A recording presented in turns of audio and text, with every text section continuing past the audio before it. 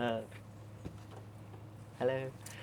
Um, for my final project, I was thinking about doing a short film, but yeah, I was just thinking about making a short film, but having it all first person. Uh, the reason I want to do this was probably because the 48-hour thing we made, because that was all first person and using a GoPro.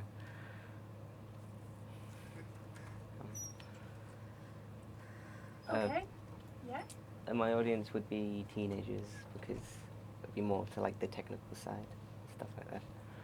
And yeah, I've looked at different ways to use a GoPro with the evidence, film techniques and stuff like that. I've also looked at if any directors have used GoPros to, in their movies, and there's been one. There's a Russian director, Island. Can't say his second name. Naishela. He made Hardcore Henry, and he pretty much used a rig, it's like a big Bane mask, pretty much, and just used that through the whole production, which is different. Yeah, it was one of the first. It is the first first-person action movie to be made. Yeah. There's also some. If you want to look at the inspiration that he got.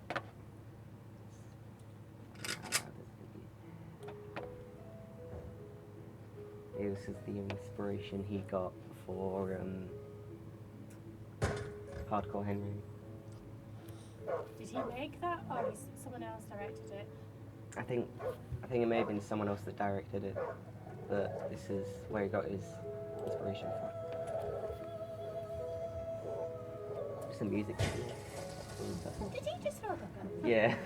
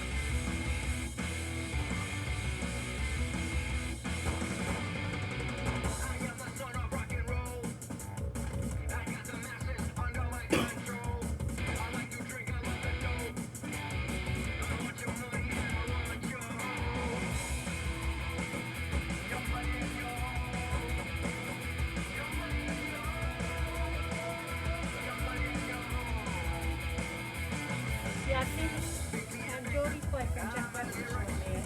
Yeah. The movie. There's another student used it for research because they were making James Bond visuals and they were doing the GoldenEye game. Yeah. So they wanted to see it from a first person perspective because that happens in the GoldenEye game. So yeah, and I've seen bits of Hardcore Henry as well. So Yeah. it's very in vogue, that POV type Yeah. way of film. We don't have GoPros. I've got a Hero 4. It's Right. more. It's my brother's. So I have access to one. But trying to make a short film would mean I'll probably need a different head mount for it, like a stabilizer and everything. So that would be the difficult part, probably. But just finding locations to shoot it and the actual thing I'm going to shoot. Because I was also thinking about just making a normal short film, but making it have meaning. There's one about a shooting, shooting awareness or something at schools in America. Just a little something like that. It's not something that we would have Yeah. here, but it might be something that would be made in London. Yeah. Because that's probably got crime associated with teenagers, or maybe Manchester even, but it's not something that would happen up here. But you might have like rural people like shooting in wildlife and using air guns and things, so you could go from that perspective. Because people do that. Hayden, do you use an air rifle? No, I use proper guns. You're going to sit down. It's fine. Just wait. Yeah. Yeah, just looked at different aspects of what makes a short film, and just maybe using it to make a sponsored video, or maybe make one for Carlisle College, or obviously. Yeah, I have suggested that to others, that they, with like Amy's group, referred to an organisation when they were doing their 48-hour film challenge, so that they got in touch with the charity Let It Go, which is about domestic abuse. So it's something that you could think about for your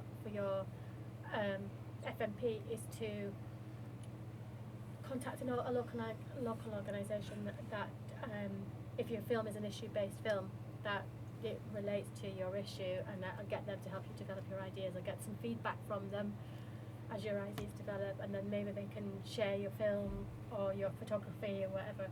I mean, Alice Bell on second year, she did domestic violence for her photography last year, and Let It Go really loved it, and they asked her to do a campaign for them.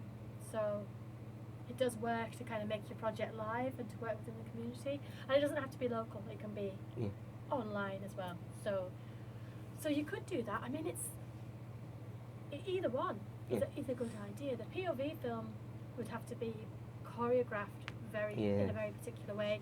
You'd have to have storyboards, particular shot lists. You'd have to do lots of pre-test beforehand to make sure you're aware of how to use equipment and how to get everything right, because otherwise it's going to be very time consuming if you don't know what you're doing. So it'd have to be lots of practice shoots, storyboards, shot lists. You need to get the right equipment. You need to find suitable actors, and locations are an issue. It depends what your film's about and where it's set. So. Well, I am also helping a lot of other people. Right. Well, you could bring them in as a crew. I mean, one idea would be to take it out into the open air, because we've got the lakes, so to take it out into the lakes and have it like them escaping or being followed or something, with, and then you've got some quite good scenery, and you can have stuff at heights and things. It's like also Blair Witch Project. Yes. That was all filmed from like a handheld, and like Cloverfield as well. Yeah, found footage. Yeah. Yeah. So you could look at them as an examples, and then show how it's developed into POV. But I think that kind of POV thing's probably come from games, has it? That perspective, that particular perspective. Which I'm not. That's not my thing at all. But Darren will probably be able to help with that, and you will too. You'll know loads. I mean, you could keep it quite short as well, because there's a lot of technical experimentation, and because it's going to be quite difficult to organise. You can keep it quite short and just have a scene or even a trailer for a longer film, or have a scene from a longer. So what do you want to do? Do you prefer the idea of having an issue-based film, or do you prefer the idea of the POV film? I don't mind. Maybe I could put them together. You could? Yeah. Especially if it was about guns. So you could, that's true. Yeah. So you're thinking about gun culture or gun crime, and making not demonstration video, but Well, that was just one of the things I looked at, one of the short films I looked at that had meaning. So might choose something like that, I can't remember what it's called. It's public information. So you look at examples of public information films. There's a lot at the moment. There's quite a few about, I don't know if anyone has seen them on TV, because there's a lot about healthy eating at the moment. Have you seen the ones where the kids are getting biscuits and treats and things, and their parents are going, "Oh, you're such a good boy," and then it's the child is talking and saying, yeah, and in the future I'm going to have problems and I'm going to be overweight and I'm not going to be able to play football because you are feeding me this stuff at the moment, and they're really pushing childhood obesity at the moment. So that's a public information film that's I've seen on TV, like different ones. I've got a little girl and a little boy within the space of a couple of days, which I can find those out. Yeah. And then you can look at older ones as well. So yeah, and then ones from on gun crime. Yeah. See if there's any British ones. There'll obviously be ones on drugs. Yeah. That's definitely a problem in Cumbria. Especially when Cumbria cracks. It's either paedophiles or drugs. Like every day there's some mugshot of someone, some horror, being sent down. So you could do about being aware. You could do something about for children about being aware of strangers online and things like that. Loads of issues you could do. Anyone else like to add anything? Has anyone else seen those adverts on TV where the children are being fed stuff? Okay, I've seen that one, but I've seen some of the other They're really cool. Like the Green Cross Code man, who was Darth Vader. Yeah. The body of Darth Vader, not the voice of Darth. Not take it from me. And Charlie says to the cat about not being. They used to terrify me. There was one of them I saw, which is like really creeping out. It's almost like a POV shot of someone walking through like a burnt out building, and you can get like sounds of like children screaming and stuff all the time. It's pretty creepy. And that might work really well if it's POV. Oh, is that about fire safety? Yeah. So just pick your issue.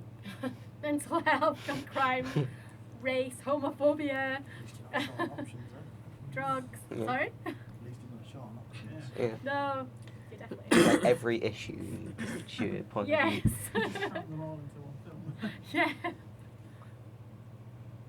So, yeah. Yeah. So what you need to do now is like come up with your.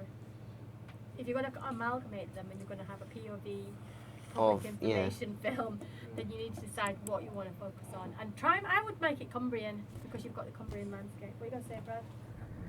Oh yeah, it does. It shuts off at 12 minutes. Meh.